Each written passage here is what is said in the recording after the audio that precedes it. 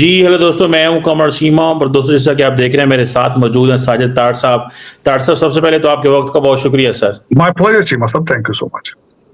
तार साहब, आज एक बहुत बड़ी डेवलपमेंट हुई है, बल्कि कल रात जब पाकिस्तान और सऊदी अरब का जो एक म्यूचुअल डिफेंस एग्रीमेंट हुआ है, स्ट्रेटेजिक म्यूचुअल डिफेंस एग्रीमेंट हुआ है और इसको पूरी दुनिया में बड़ा डिस्कस किया जा रहा है, स्टडी किया जा रहा है। पाकिस्तान का दिफा सऊदी अरब का दिफा है और सऊदी अरब का दिफा आज पाकिस्तान का दिफा है। तो तार साहब, कैसे रीड करते हैं आप इसको, कैसी इम्प्लीकेशंस इसकी देखते हैं, और ग्लोबल रिस्पांस जो आया तार साहब, आप वाशिंगटन डीसी में हैं, क्या रिस्पांस है, कैसे आप इसको जो है वो एनालिसिस करेंगे इसका? चीमा साहब, मैं इस वक्त खासकर लंदन में हूं और क्योंकि हमारे डोनाल्ड ट्रंप साहब भी लंदन में हैं और इस वक्त लंदन के अंदर भी बड़ी चीजें हो रही हैं। एक बहुत बड़ा सिग्निफिकेंट दौरा है डोनाल्ड ट्रंप साहब का। और आज उन्हें सुबह एक बहुत बड़ा ग्रैंडियर किस्म का आज उन्हें इस्तकबाल किया गया है। 5 कैरेजेस के अंदर उनके दौरे को सबको विंडसर पैलेस के अंदर ले जाया गया है और रॉयल $42 बिलियन आर्टिफिशियल इंटेलिजेंस में अमेरिका यूके में इन्वेस्ट करेगा। लेकिन मैं खासकर सऊदी अरेबिया का जो डिफेंस एग्रीमेंट है उसको डिस्कस करूंगा। आप एक सिग्निफिकेंट चीज ये नहीं भूले, मेरे फेवरेट एक हमारे पड़ोसी मुल्क के जो सदर हैं उनकी कल बर्थडे का गिफ्ट भी यही था। कल मोदी साहब की 75th बर्थडे थी। उस पे बर्थडे पे 2 चीजें हुई।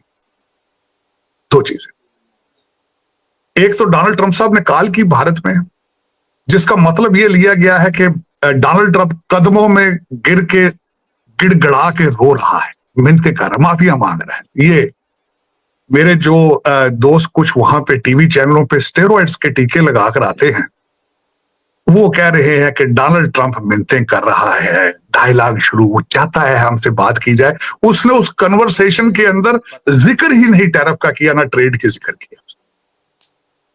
फिर यहां तक कहा गया है कि उन्होंने मोदी साहब का फर्स्ट नेम यूज किया है, जो कि दोस्तों के लिए किया जाता है। उसने कहा, नरेंद्र, अगर कहीं से अच्छे से पराठे पकौड़े मिल जाए तो वो भेज दो, वो खुदा अदा ना लो यार।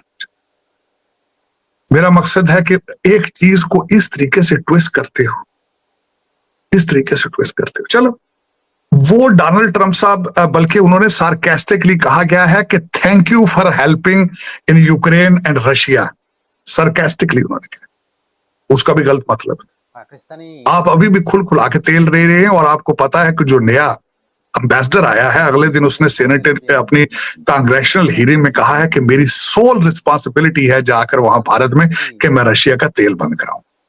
चले, कोई नहीं, आगे चलते हैं। इस डिफेंस जो कि एक बहुत बड़ा पाकिस्तान की, मैं समझता हूं किस्मत में, आज मैं चीमा साहब 2 चीजें ऐड करना चाहूंगा। मैं जो भी यहाँ पे लोग देख रहे हैं, अगर कुछ पाकिस्तानी हैं तो उनको भी याद कराना चाहूंगा हमारा सफर पाकिस्तान का क्या है। पाकिस्तान का सफर जो है सऊदी अरेबिया के साथ खराब हुआ है 2-4 चीजों से। सबसे पहले तो पहली दरार नवाज शरीफ दौर के अंदर आई थी, राहील शरीफ दौर के अंदर, जब उन्होंने कहा था कि पाकिस्तानी फौजों को यमन में भेजा जाए। लेकिन वो बाइज्जत तरीके तक वो चीजें टल गई, असेंबली में लाया गया। उसके बाद आपकी धज्जियां उड़ाई गई रिलेशनशिप। पहली धज्जियां किस तरह उड़ाई गई कि जब हमारे ऑक्सफोर्ड का प्ले बॉय जब सऊदी अरेबिया गया तो जो मोहम्मद बिन सुलेमान है, थोड़ी देर लग गई उनको मिलने के लिए, तो उन्होंने चंद अपने जो 25-25 साल के लौंडे लपाड़े साथ लेके गए थे, तो वहां उनके सामने उन्होंने कुछ रिमार्क्स दिए। जो वेटर्स जो कि सारे वहां पे अरबी स्पीकिंग थे, वो सारे उनके लिए एजेंसियों के लिए काम करते थे। उन्होंने अंदर जाके बताया कि आपके बारे में आपका जो मेहमान है वो ये कह रहा है। फिर उसके बाद त्यारे में बैठे तो गए। चीमा साहब, उसके अंदर जो इन्होंने अल्फाज इस्तेमाल किए, उनका पहले तो दिल सऊदी सा करता था कि इन्हें ऊपर से धक्का दे दिया जाए, लेकिन उन्होंने फिर बुर्दबारी का मुजाहरा किया। उन्होंने क्या, छेती ला के वापस आ जाओ। They are not worth doing, they are not worth dealing with, they are not mature. और 70 साल का बाबा मुर्शिद था जो मजाक उड़ा रहा था, खा हंस रहा था लोगों से। ये उसके स्टैंडर्ड थे। उसके बाद मेरी जो पीरनी है जो मशहूर है वजीर आजम बनाने के लिए, लोगों को वजीर आजम बनवाती है, पाकिस्तान उसने कहा है कि राहील शरीफ को कहा गया कि किसको ले आए हो, फिर घड़ियां बेची कीजिए सब, फिर घड़ियां बेची और उसके बाद तूफान, बदतमीजी के तूफान, और उसके बाद आज एक डिफेंस कॉन्ट्रैक्ट जिस तरीके का उन्होंने रिसीव किया F-15 के जरिए।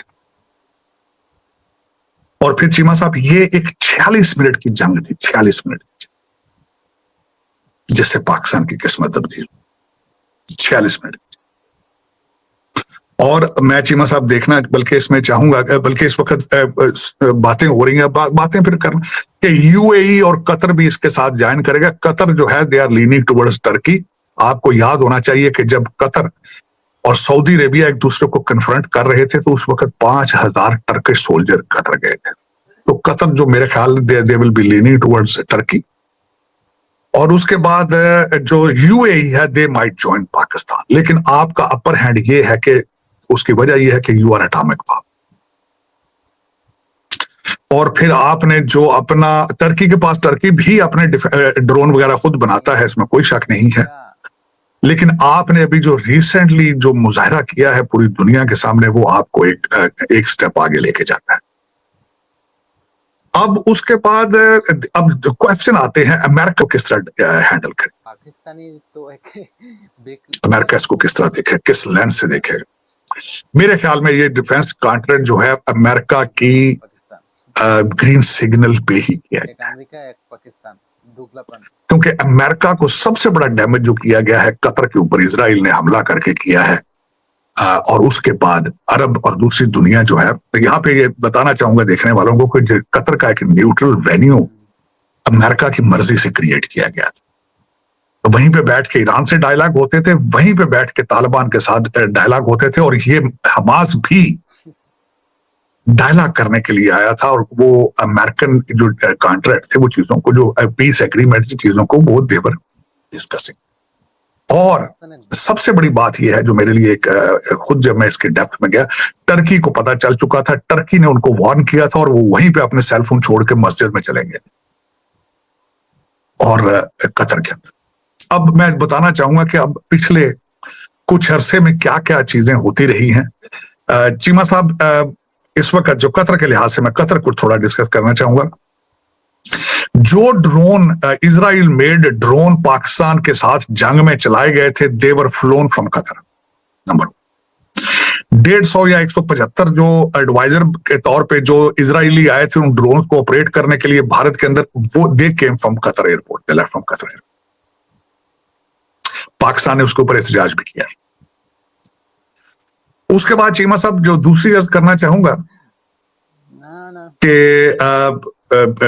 लेकिन कतर के अंदर, कतर जो है ये उनका रोल था, और उनको अब मेरे ख्याल में अब समझ आ चुकी है। बड़े सेंसिटिव मैटर्स हैं। कतर के जो उनके वजीर आजम है, वो इस वक्त वो भी दौरों पे फिर रहे हैं, वो भी जॉर्डन और दूसरे मुल्कों के अंदर घूम रहे हैं। इस वक्त दुनिया परेशान है। इन्होंने कतर समिट जो की चीमा था, उसका 24 घंटे के अंदर बीबी नेतन्याहू ने रिस्पॉन्ड दे दिया। एक तो उसने प्रेस कॉन्फ्रेंस की, वो प्रेस कॉन्फ्रेंस जो है वो हर जबान में ट्रांसलेट करके लोगों को इसको पढ़ना चाहिए। उन्होंने कहा जिस बंदे के हाथ में फोन है, इट मीन्स कि he has a piece of Israel in his hand. दूसरा उन्होंने कहा है हमारे साथ we are in diplomatic seize isolation, हम ये सीज तोड़ेंगे क्योंकि हमारे साथ अमेरिका है। We don't care about the rest of the world, we have America with us. फिर उन्होंने उसमें एक और चीज ऐड की है जो कि एक बहुत बड़ा लम्हा फिक्री है। उन्होंने कहा America don't help us, we help America.